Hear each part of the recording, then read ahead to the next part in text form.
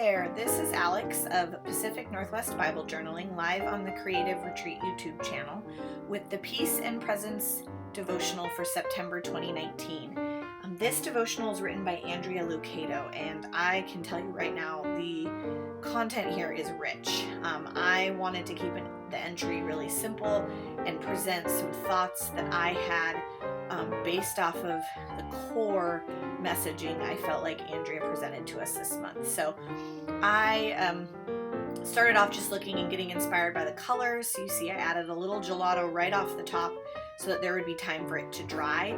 I am going to attempt some more sewing on this page, and I knew the page needed to be dry. So this portion that I'm reading through in the devotional centers on the idea that peace is more than just the absence of anxiety. It means the presence of Christ. And so I wanted to really focus on that peace, true peace from God, does not replace trouble, does not replace the hard, the chaotic, the bad, the storms. It doesn't take its place. It actually is Christ's presence during those things. There is no promise of a struggle-free life or a drama-free life or a pain-free life or an easy life, but what we are promised is the presence of Christ. And so that presence is not of this world. It is a peace that passes understanding. The scriptures this month really walk us through the kind of peace that it is. So I'm actually journaling in Ephesians 2, verses 14 through 17, and I knew I wanted to use some gingham. I was inspired by the little gingham bow included in the kit, and so I used some black and white paper I had. It's just an illustrated faith. I think it comes in the Faith Over Fear 12 by 12 pack. I loved the black and white to really bring out that darling gingham bow, and I knew I wanted to save the gingham bow for my next entry, so that's how I did it. I happened to have some gingham fabric left over from Thanksgiving last year, so I pulled it out, and I'm using this handheld sewing device. You'll see I quickly realized the paper is still too wet for me to sew into it, so I'm going to take a few seconds here to dry it out with a stamp dryer. The punch you saw me use is like I think it's a 1.5 inch circle punch. I own a couple of different shaped punches. You'll see me use them on the pages of this entry. These are really great because a lot of die cuts or that come in printables that you get, like this month's free printable that you can access through the Creative Retreat Insider Kit, have things that are about the size of a punch, and so you can just use a punch to get the perfect shape. I super struggled with my handheld device this time. No idea what I'm doing wrong. I paused, I watched a YouTube video, I rethreaded it, I gave it another shot sewing it in, and you'll see me here. I just went back and forth, rolled up my sleeves. I'm going to try it again, and I ultimately realized that it's just doing too much damage to my page. I am going to continue to try the sewing. However, I am going to probably have to pull out my full-fledged sewing machine to go from there. And I did get a tip from a fellow Creative Retreat design team member that if in this instance where I wanted the pleated piece of fabric as a background, you can pre-sew that in your sewing machine and not actually sew it into your Bible, and that can help with the damage done to your page. You can pre-sew it and then glue it in. I do know I want the effect of sewing on the pages of my Bible, and I know it's possible, so I will continue and see if I can iron it out, and if I can gain any more tips, I will share them with you. Please, if you have any inside scoop on sewing in your Bible, do share it with me. The good thing is I still found a way to mount the fabric and this little kind of boutonniere type of piece of mixed media that I wanted to add to the page, almost to look like a ribbon, like a reward ribbon, was my goal. So I ended up just using a stapler. It worked. It holds it all in place. It will suffice. It isn't what I wanted, but it also does cover up and reinforce where that bit of damage was done to my page, which is also part of the goal. It wasn't ideal, but that's the thing with Bible journaling and learning curve is it's never perfect, and you just keep going. And ultimately, I do like how the page turned out, which is a great lesson of you just keep pursuing it, and you can even come back to it and fix and adjust later if you have more ideas. So I love how this little kind of award ribbon type bow looks with the words not of this world.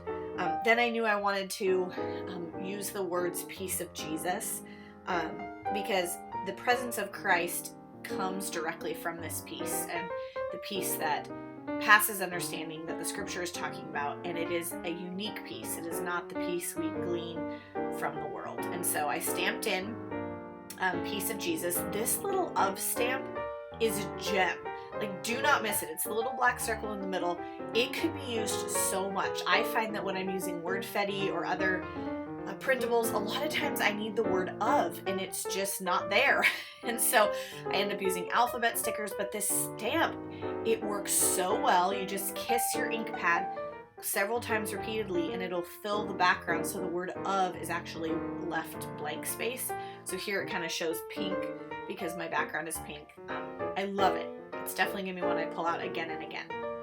And then I decided I wanted to actually write out the title, Presence of Christ. And so because I wanted to focus on that, it's not the absence of anxiety, but peace means the presence of Christ.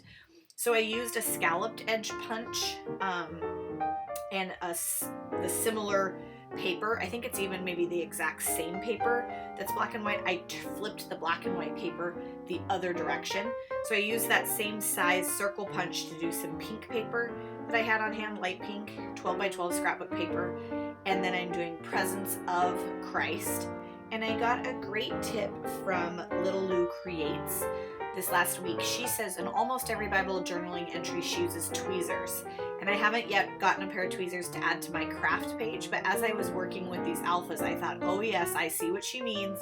Applying alphas, applying little enamel stickers with tweezers, especially here where you have limited space you're working with, would have been perfect. Or like this little dot on the eye, I left it off because it was so tiny. I'm probably going to go back and add it with tweezers. So spelling out the word Christ here, so it says Presence of Christ, and then I'm going to add it to a scalloped edge punch of the same black and white paper. I did flip the orientation of the page. So before, while the squiggle lines were vertical, I switched them to horizontal, which just gives it a slightly different look. It's still the same paper. The backside is also black and white, but because the orientation of the lines changed, I liked that it was cohesive but different. So I mounted that with some mono Tombow glue, and then I'm going to just staple it in place. The hardest part about this particular element was placing it. Because I am on a page that has the book of the Bible title, I still want to know it's Ephesians, and I love the black and white handwriting calligraphy on the page, so I didn't want to fully cover it up. I also love to still be able to read the scripture around my elements, so I kind of toyed with back and forth, how much do I want to cover, where do I put it, and finally I settled where it's still liftable because I applied it with just a single staple, so I can still read the words underneath it, but I figured right here was the best spot for it. And then all I'm gonna do now are the other things that I always do on a page, and you will see that this is kind of a tradition for me. I focus it in on the actual passage of scripture. I create a tab cluster and I date stamp all before I add my journaling thoughts. So here I'm using some Illustrated Faith highlighter washi. I wanted to box the whole passage of scripture, and so I use a little bit of light blue and pink, and I think I did just 2 colors here. Sometimes I'll use 2 tones of the same color. This just really draws your eye to the passage that you're focused on. So I actually put it around all of verses 11 through 22, which is a passage about the unity in Christ. But the passage that focuses on the peace and presence of Christ is verses 14 through 17. And he talks about Jesus being our peace. And I just loved that this particular chunk used the name of Jesus in correlation with peace and talked about his presence. Then I'm going to add in a tab cluster at the top. If you kind of spread out, like most of my elements on the page so far to the far right, so I'm bringing my tab to the left. I'm using a similar color but also different, so it's in the same palette, but it also brings out a little bit of more vibrancy. It's a bit more peach than pink. And then I will add a couple of cardstock stickers to this. I'm also using another tip from Little Lou Creates, and she said, rip your washi. Well, I have this great gingham washi from many kits ago that my dog chewed up. And so it comes off in shreds, and rather than throw it away, I've held on to it, and I was so glad I did, because when Little Lou Creates talked about using it ripped, I thought, you know what, I can just rip it off in chunks and use what I've got. So I placed 2 cardstock stickers, 3 from the kit, the word peace as the title, one of those little branches, and then a little heart over the top of the washi to create my cluster. Then I'm using an illustrated faith date stamp.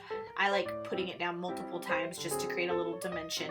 Plus you don't feel so freaked out about getting it perfect the first time. And then I just added my personal journaling. And my thoughts this time were based on those central thoughts that Andrea provided about peace not replacing anxiety, but being with us amidst it. So I wrote, Lord, help me to remember that your peace is not the absence of anxiety or the absence of hard or chaotic, but instead the presence of Christ amidst it all.